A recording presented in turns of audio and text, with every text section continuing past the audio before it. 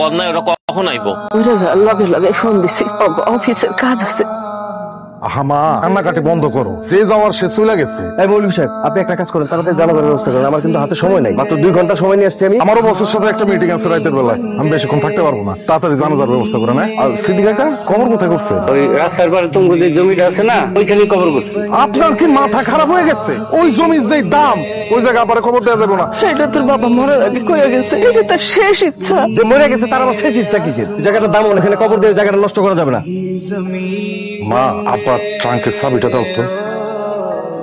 কি ব্যাপার ভাইজান, আব্বার ট্যাঙ্কের চাবি তোমার হাতে কেন? তুমি ট্যাঙ্ক খুলছো নাকি? এখনো খুলি নাই।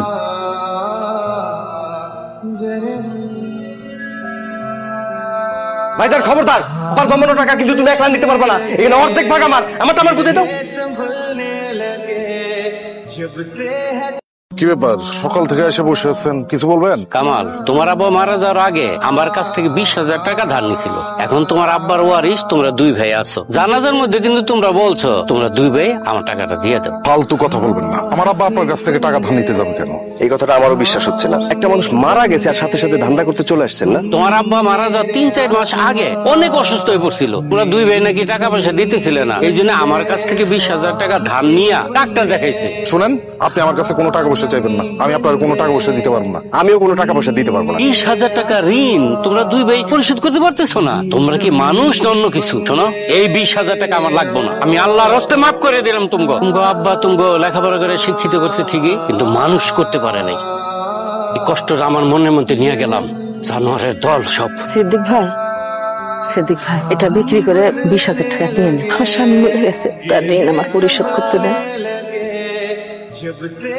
মা, এতদিন তো সম্পত্তির মালিক ছিল আব্বা। আব্বা যেহেতু মরে গেছে, এখন তুমি যদি দলিলটা দিতা, তাহলে আমরা 2 ভাই মিলা সম্পত্তিটা ভাগাভাগি করে নিতাম। কি কস? তোর বাপ মরতে না মরতে সম্পত্তির ভাগাভাগি করবি? আমি আমার সম্পত্তির ভাগ বুঝা বিক্রি করে ঢাকায় চলে যাবো। আমি আর আসবো না এই গ্রামে। এখন জায়গা জমি ভাগ করে নিস না বাবা। মা, আমার হাতে এত সময় নাই। তার সম্পত্তি আমি ভাগাভাগি হইতে দিব না। সম্পত্তি ভাগ করে দিবেন না? সম্পত্তি কি নিজে একা একা বয়ে বয়ে গিলবেন সেই চিন্তা করতেছেন? আমার তো মনে হইতেছে তোমার আব্বার থেকে তোমার মা সব সম্পত্তি নিজের নামে লেখাই দিছে। খবরদার ভাবি, মা রেনে আরেকটা উল্টাপাল্টা কথা বলে কিন্তু খবর আছে। কি তুই আমার বয়স চোখের দিকে তাকায়া চোখ রাঙায় কথা বলতেছ?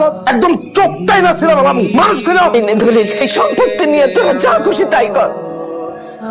আচ্ছা ভাইজান, আপনারা বাড়ির মধ্যে এগুলা কি শুরু করছেন কোন তো? আগে তুই বল, তুই আমার ভাই কইয়া ডাকতেছিস কেন? এটা কি কইলেন কামাল ভাই? আপনারা 2 জন হইতেছেন আমার চাচতো ভাই। ছোটবেলা থেকে আমরা একলগে খেলছি, বড় হইছি। আমার স্ট্যাটাস আর তোর স্ট্যাটাস দেখতেই তুই হলি গ্রামের একটা মূর্খ অশিক্ষিত চাষা।